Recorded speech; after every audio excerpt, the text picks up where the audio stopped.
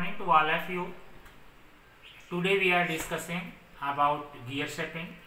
If you are new on the channel, please subscribe the channel and press the bell icon to get notification about the new videos. Please like and share also video also. आज हम चर्चा करेंगे आपका gear की जो shaping होती है। ठीक है, गियर तो हमने बना लिया, उसको एक शेप देना होता है। तो वो गियर की शेपिंग कैसे हम करेंगे इसके बारे में हमने बताने की कोशिश करेंगे इस वीडियो में। स्पर गियर के दांतों की शेपिंग निम्नलिखित विधियों के द्वारा की जाती है। ठीक है, पहला इंडेक्सिंग है बाय इंडेक्सिंग मेथड। ठीक है, इंडेक्सिंग मेथड में क्या होता है, इस विधि में स्लॉटिंग मशीन का प्रयोग किया जाता है। ठीक है, स्लॉटिंग मशीन आप देखेंगे यहाँ पर, आप देखो कुछ हम आपको दिखा रहे हैं जो है कि शेपिंग ऑफ टीथ बाय जो है जनरेटिंग मेथड है। यहाँ पर देखो ये एक तरह से एक शेप दिया जा रहा है और ये आपका रैचेट शेप कटर है। ठीक है, ये गियर का ब्लैंक है, इससे भी गियर्स की हम शेप दे रहे हैं। यहाँ पर गियर ब्लैंक आपका है, यहाँ पर पिनियन टाइप कटर लगा हुआ है। इससे ये क्या कर क्या रहे हैं, ये सारे आपके स्लॉटर मशीन के थ्रू ऊपर नीचे ये हो रहा है। और यहाँ पे ये दो बाहरी कटर लगे हुए हैं, बाहर से ये बाहर के टीथ बना रहे हैं और अंदर के टीथ बनाने के लिए पिनियन टाइप कटर और आपका गियर ब्लैंक लगा हुआ है।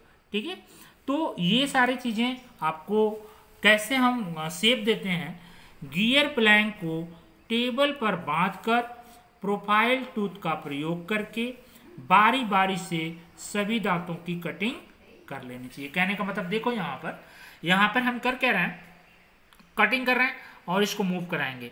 ये एक तरह से मूव करेगा और कटिंग का काम होता जाएगा।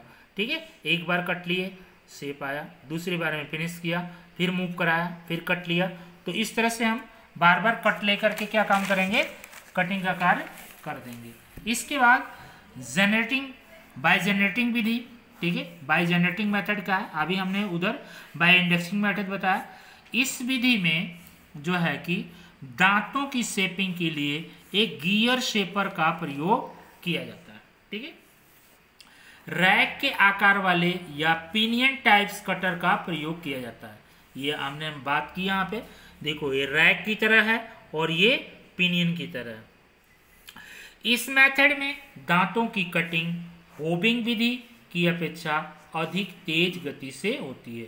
कहने का मतलब ये है कि ये जो मेथड हमने अपनाया, इसमें जो है कि होबिंग की अपेक्षा अधिक तेजी से हम इसको गियर को शेप दे सकते हैं। ठीक है, इसके बाद आपका आता है गियर की ग्राइंडिंग। ठीक है, गियर की ग्राइंडिंग हम कैसे करते हैं, यहाँ पर कुछ शेप आपको दिए हुए हैं। देखिए गियर ग्राइंडिंग है और इसी गियर के शेप का आपका ग्राइंडिंग व्हील है और यहाँ पर भी है और यहाँ पर। तो जिस तरह का गियर का शेप है उसी शेप की ग्राइंडिंग व्हील हम यूज करके गियर की शेप हम दे देते हैं। गियर के दांते के आकार की सूक्ष्मता और सरफेस क्वालिटी को ग्राइंडिंग व्हील के द्वारा बढ़ाया जा सकता है। कहने का मतलब है कुछ ऐसे जो है कि आपके ग्राइंडिंग व्हील्स होती हैं जिनको मशीनिंग के बाद अगर ग्राइंडिंग कर दें उसके टीथ को तो उसकी एक्यूरेसी बढ़ जाती है, जिसमें प्रोफाइल ग्राइंडिंग एक जनरेटिंग व्हील द्वारा ग्राइंडिंग और डिसजनरेटिंग व्हील द्वारा ग्राइंडिंग विधि अपनाई जाती है। यहाँ पर आपने देखा कि ये जो मेथड है इसी मेथड से हम ग्राइंड करते हैं इनके शेप को। और ग्राइंडिंग का जो अलाउंस होता है ये 0.3 से लेकर के आपका 0.12 mm तक ही रखा जाता है। ठीक है, इससे ज़्यादा ग्राइंडिंग का जो है कि अलाउंस नहीं रखा जाएगा। इसके बाद आपका आता है गियर की लैपिंग। गियर की लैपिंग भी की जाती है। गियर के दांतों की ग्राइंडिंग करने के बाद स्पेशल लैपिंग मशीन का प्रयोग करके दांतों की लैपिंग की जाती है। गियर की इसमें लैपिंग इससे कैसे करेंगे आपको बताया गया है, लेकिन यहाँ पर अगर गियर के टीथ की लैपिंग करनी है तो इसके लिए एक स्पेशल मशीन यूज करते हैं। इस मेथड में गियर के साथ संपर्क में लाकर एब्रेसिव कंपाउंड का प्रयोग करके लैपिंग वर्क ऑपरेशन किया जाता है। इसका मतलब ये सेम प्रोसेस अपनाया जाता है पर स्पेशल मशीन के साथ। इसके बाद तो ये आपके जो है कि किस तरह से गियर शेपिंग करते हैं और इसमें कटर कैसे यूज करेंगे, मशीन कौन सी यूज करेंगे, ग्राइंडिंग के द्वारा कैसे शेपिंग करते हैं, ये सारी चीज़ें मैंने बताई और आशा करता हूँ कि ये चीज़ें आपको पसंद आई होगी। इसी में कुछ मिलिंग मशीन की जो मेंटेनेंस है उसको, care and maintenance of milling machine, इसको ध्यान रखना ज़रूरी है। बहुत सारी ऐसी चीज़ें होती हैं जो कि हमें सॉर्ट आउट करनी होती हैं, क्योंकि डेली काम कर रहे हैं तो अगर उस चीज़ को अगर हम अनकेयरलेस हो जाएंगे तो वो चीज़ें एक्यूरेसी नहीं देंगी। मशीन को स्लाइड करने वाले व घूमने वाले पार्ट्स को शार्प करके ऑयल लिंक करनी चाहिए। आवश्यकता के अनुसार पार्ट्स को असेंबल कर देना चाहिए। मशीन के गार्ड्स को चेक करते रहना चाहिए, जो मशीन का हमारा गार्ड लगा हुआ है वो प्रॉपर वे में है कि नहीं, क्योंकि चिप्स निकलेंगे तो एक्सीडेंट होने के चांस बढ़ जाते हैं।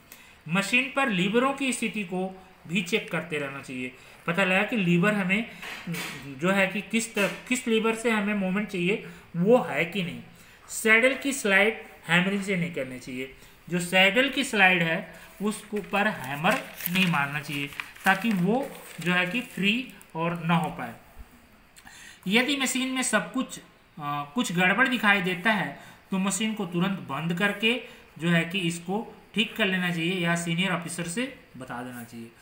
कार्य की फिनिश होने के बाद उसमें साफ करके ऑयलिंग कर देना चाहिए। वर्कशॉप छोड़ने से पहले मशीन का मेन स्विच बंद कर देना चाहिए। मशीन को निश्चित अवधि के बाद टेबल तक तेल भरे रखना चाहिए। तो ये मिलिंग मशीन के आपके मेंटेनेंस और केयर रहे, और इसी जो है कि वीडियो में मैंने आपके गियर शेपिंग के बारे में बताया हूँ। आशा करता हूँ कि ये सारी चीज़ें आपको पसंद आई होंगी और आप उसको देखेंगे और जो है कि लाइक करेंगे, सब्सक्राइब करेंगे। Thank you.